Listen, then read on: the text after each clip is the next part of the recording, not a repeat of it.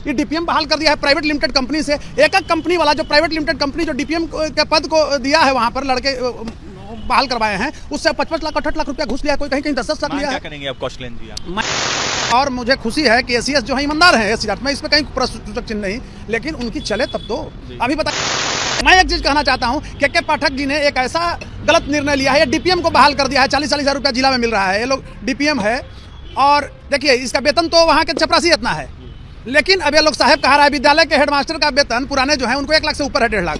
अब वहाँ साहब बन के जाता है, उनको क्रश कर रहा है, वो लोग मरमाहत हैं। जैसे पर डीपीएम पर ये सब पर कार्रवाई सरकार सुनिश्चित करे, लेकिन नहीं अब लगता है। अब मैं ऊब गया हूं, मेरे अंदर भी दुख है, क्षोभ है और मौत सी मायूसी है कि खत लिखते लिखते, जांच के लिए आग्रह करते करते परेशान हो गया हूं। तो अब मेरे पास एक ही विकल्प बचा है, ऑनरेबल पटना हाई कोर्ट में पीआईएल, और मैं सोमवार को डालने जा रहा हूं। देखिए सोमवार। नमस्कार मित्रों, तो आपको बता दें कि जिस तरीके से आउटसोर्सिंग से बहाल बीआरपी बीपीएम की धांधली चल रही है, अब हम ये नहीं कहते हैं कि सभी बीआरपी बीपीएम ऐसे हैं, लेकिन कुछ एक ऐसे हैं जो सारे विभागों का नाम बदनाम करने में लगे हुए हैं। और ये सारे लोग जा करके समझिए कि स्कूलों में जाते हैं और ब्लैकमेल करने का काम करते हैं शिक्षकों को, प्रधानाध्यापक को, और वहां से उगाही कर रहे हैं, मोटी मोटी राशि उगाही कर रहे हैं। अब ये बातें मैं नहीं कह रहा हूं, ये बातें हाईकोर्ट के वरीय वकील हैं कौशलेंद्र जी, इनके द्वारा अब इन लोगों के खिलाफ अपील दायर किया जाने वाला है और जल्द ही इस पर काम होगा। और ऐसे लोगों को हटाने के लिए, ऐसे लोग किस तरीके से काम कर रहे हैं, किस तरीके से लोगों को लूट रहे हैं, शिक्षकों को लूट रहे हैं, इन सारे बिंदुओं पर वे बेबाकी से अपनी बात को रख रहे हैं। तो सुनिए उन्होंने क्या कुछ कहा है, और पूरी वीडियो समझिए कि उसमें पूरी वीडियो में उन्होंने क्या अपना बयान दिया है और उनकी आगे की क्या रणनीति है। डीईओ जो बेतिया के डीईओ हैं, उनके ऊपर क्या कार्रवाई होनी चाहिए थी, लेकिन क्या हो रही है, क्या क्या उन्होंने लूट मचाया है, इन सारे मुद्दे पर आज बड़े वकील साहब के द्वारा बातें रखी जा रही हैं। तो सुनिए उन्होंने क्या कुछ कहा है। मैं कहना चाहता हूं कि शिक्षा एक ऐसी वस्तु है जिसका उपयोग पुरानी पीढ़ी नई पीढ़ी पर करता है, जिसका प्रस्तुतिकरण वर्तमान में नहीं होकर भविष्य में होता है। लेकिन हमारी सरकार हमारा भविष्य को बर्बाद कर रही है। कैसे कर रही है उसका मैं उदाहरण दे रहा हूं। अभिषेक जी, आप एक उद्भट पत्रकार हैं तो, और बिहार के रहने वाले हैं, तो आपको भी नैतिक जिम्मेवारी बनती है कि इन बिंदुओं को जो मैं रेखांकित कर रहा हूँ इस पर ध्यान दें। सर्वप्रथम सरकार ने बेंच और डेस्क घोटाला किया, उसकी मोटाई, लंबाई, चौड़ाई सब दरकिनार कर दिया डीओ ने। फिर बिहार में एक नंबर पर बताया बेंच डेस्क। उसके बाद आपको आते हैं समरसेबुल बोरिंग कराना था, उसमें 1/4 भी ये लोग पाइप नहीं डाला है, अंदर बंद हो गया। खासकर आप आरा में भी देखे होंगे, प्रिंट मीडिया में बहुत छपा, अज्ञाओं ब्लॉक वगैरह में। उसके बाद आप देखे होंगे कि किशनगंज और गोपालगंज एरिया का जो डीओ था सुभाष गुप्ता, इन्होंने अरबों रुपया लूटा, जो पैसा गया काम नहीं किया। अभी सरकार उसको तोहफा मात्र कह दिया है कि सिर्फ सस्पेंड की है। बताइए, सस्पेंशन इज नॉट पनिशमेंट। कोई पनिशमेंट होता है फिर रिवोक कर देगी सरकार के, लोग पैरवी है। मैं चाहता हूं कि उसे सेवा से बर्खास्त किया जाए। और अभी आरा में जिस तरह से, ये आरा की बात मैंने कहा, पूरे बिहार में डीओ का एक करिश्मा है, लेकिन आरा के डीओ ने जिस तरह से लूट खसोच बनाया। श्री अहसन वो कहते हैं कि हम जो मुख्यमंत्री जो चलाते हैं, मुख्यमंत्री को उन्हीं के हम रिश्तेदार हैं, वो किसी को लगा नहीं रहा है, लूट लिया। थाली के आपको मैं बता रहा हूँ कि जिस विद्यालय में थाली देना था उसका लंबाई चौड़ा निहित था, 2.4 से लेकर 2. इस तरह से 2.5 मोटा होना चाहिए था। 250 ग्राम से 270 ग्राम तक, जो 1 से 5 तक के विद्यालय में देना था थाली, उसकी वजन होनी चाहिए था, वो 50 ग्राम भी नहीं है, 270 ग्राम क्या रहेगा, 250 ग्राम। ठीक उसी तरह मैं आपको बताना चाहता हूँ स्पष्ट रूप से कि 6 to 8 में था, उसमें क्या था, 270 ग्राम से लेकर 300 ग्राम तक स्टेनलेस स्टील की थाली होनी चाहिए, तो वो भी कुछ नहीं है। सब 50 ग्राम भी वजन नहीं है। 120 रुपया मानक उसका था कि प्रति पीस होना चाहिए, जबकि वो लोग 30 रुपया 32 रुपया में खरीदा है। मतलब कि हर जगह घोटाला हो रहा है, हर जगह घोटाला है। और यह बिहार के लिए बड़ा ही दुर्भाग्यपूर्ण स्थिति है, क्योंकि हमारा समाज कलंकित होता है, इससे हमारी प्रगति रुकती है और भविष्य जो अगर हमारा बर्बाद हो रहा है, और जो सरकार कर रही है, जो अफसर कर रही है, वो ज्यादा दोषी है। 15 वर्षों से मैं लड़ रहा हूँ जनहित याचिका के माध्यम से। सबको अभी देखे होंगे, पिछले दिन मैंने उठाया था फर्जी नॉन क्रीमी लेयर सर्टिफिकेट का, जिसमें पटना एम्स के डायरेक्टर पर कार्रवाई हुई थी, उनको यहाँ से हटा दिया गया था।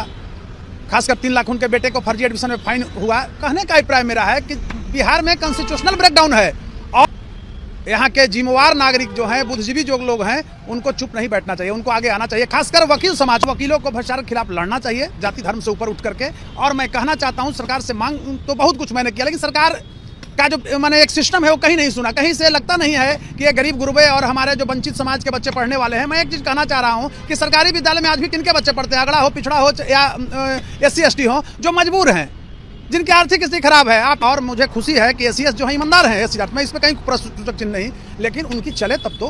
अभी बताइए डीपीएम बहाल कर दिया है प्राइवेट लिमिटेड कंपनी से, एक कंपनी वाला जो प्राइवेट लिमिटेड कंपनी जो डीपीएम के पद को दिया है वहां पर लड़के बहाल करवाए हैं, उससे 55 लाख 68 लाख रुपया घुस लिया, कोई कहीं 10 लाख लिया है। क्या करेंगे अब कौशलेंद्र जी आप? मैं अब सरकार स्तर पर कोई मांग नहीं करने जा रहा हूँ। क्या करेंगे? मैं अगला सोमवार को अबूब गया हूँ, पटना, ऑनरेबल पटना है, इसलिए कि हम बिहार निवासी हैं, बिहार में घोटाला है, फाइनेंशियल रेगुलेशन का मामला है, तो in the judicature of Patna he high court मेरा बनता है। तो मैं पटना हाई कोर्ट में PIL में जनहित याचिका दायर करने जा रहा हूं और मैं ऑनरेबल जस्टिस महोदय, जो चीफ जस्टिस महोदय हैं, बेंच है, अनुरोध करूंगा कि इसको स्वतंत्र एजेंसी से हो सके तो जुडिशियल मतलब इसमें रूप दिया जाए और न्यायिक सेक्टर के ही लोगों से जांच कराई जाए, क्योंकि सरकार जो है बिहार के भविष्य को बर्बाद कर रही है। नाम किसका डालेंगे? देखिए ये तो पूरे बिहार पर हम कर रहे हैं, लेकिन मेरा फोकस है कि सुभाष गुप्ता इतना बड़ा फ्रॉड, वो कम से कम 10,000 करोड़ रुपया लूटे हुए है, और खासकर श्री हसन आरा का जो डीओ है, कहीं का डीओ, मैं गोल नाम दो का लिया, आरा का डीओ तो और लूटे रहा है, सुभाष गुप्ता तो 10,000 15,000 करोड़ का। देखिए लोग करता है क्या, साला के बेटा के नाम से, उसके पत्नी के नाम से, ससुराल के नाम से, दादी के नाम से, नानी के नाम से रिलेटिव बनाकर संपत्ति खरीद लेता है, उसके अकाउंट में रखता है पैसा। अब बताइए कि जो मेरा लॉस हो रहा है, this is being my loss, who will fulfil?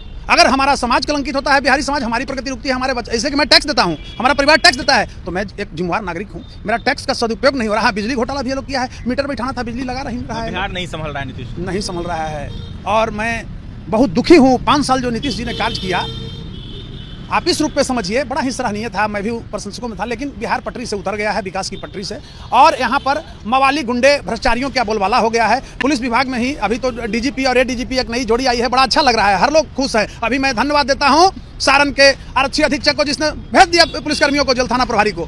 थाना प्रभारी होकर क्या पैसा चुराता है, मोबाइल चुराता है? आप ये बताइए, अगर एक SP अगर सही हो जाए, ईमानदार हो जाए, तो लगता है कि आपको जिला में कोई थाना प्रभारी चोरी कर लेगा? ये लोग चाय पीने के लिए तो पैसा वेतन का पैसा से पीना पड़ेगा, तो ये लोग समझिए लग्जरी गाड़ी खरीदे हुए, फॉर्च्यूनर से उसका बेटा चलता है थाना प्रभारी का, और बालू एरिया में जो थाने हैं वहाँ पोस्टिंग के लिए लोग करोड़ों करोड़ खर्च करता है, और बालू एरिया में जो थाना प्रभारी रहा है, मैं कहना चाहता हूँ नीतीश कुमार जी से मांग करता हूँ कि उसकी कुंडली को खंगाला जाए, उसका मतलब पूरा इनकम कहाँ से आया, कितना इन्वेस्टमेंट है, कहाँ जमीन खरीदा है, पूरा एक सेक्टर बना करके डायरेक्ट ऑब्जर्वेशन सिस्टम डेवलप करके, और उस पर कार्रवाई होनी चाहिए। ठीक उसी तरह से DO पर, DPM पर, ये सब पर कार्रवाई सरकार सुनिश्चित करे। लेकिन नहीं, अब लगता है, अब मैं ऊब गया हूँ, मेरे अंदर भी दुख है, क्षोभ है और मौत सी मायूसी है कि खत लिखते लिखते, जांच के लिए आग्रह करते करते परेशान हो गया हूँ। तो अब मेरे पास एक ही विकल्प बचा है, ऑनरेबल पटना हाई कोर्ट में PIL, और मैं सोमवार को डालने जा रहा हूं। देखिए सोमवार तो आप लोगों ने सुना कि क्या उन्होंने कहा है, और उनकी जो अगली रणनीति के तहत अब जो भ्रष्ट BEO हैं, DEO हैं, DPO हैं, उनके खिलाफ कार्रवाई के लिए अब वे अपील कोर्ट में दायर करने जा रहे हैं।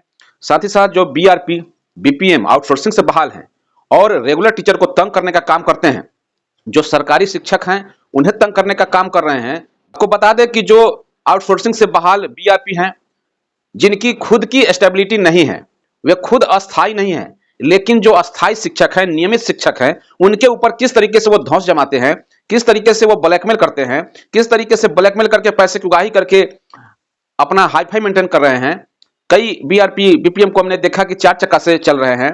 ये सारी बातें जो हो रही हैं, ये सारा लूट तंत्र मचा करके इन्होंने रख दिया है, और ये ड्यू टू जब पाठक जी थे, उन्हीं के कार्यकाल में सारे लोगों की बहाली हुई और इस तरीके से लूट मचा कर रखे हुए हैं। तो फिलहाल इस वीडियो में इतना ही। वीडियो कैसा लगा? वीडियो अगर अच्छा लगा तो लाइक कीजिए, शेयर कीजिए, कमेंट के माध्यम से अपना फीडबैक जरूर दीजिए, और चैनल पर नए हैं तो चैनल को सब्सक्राइब कर लीजिए। धन्यवाद। जय हिंद, जय भारत, जय शिक्षक।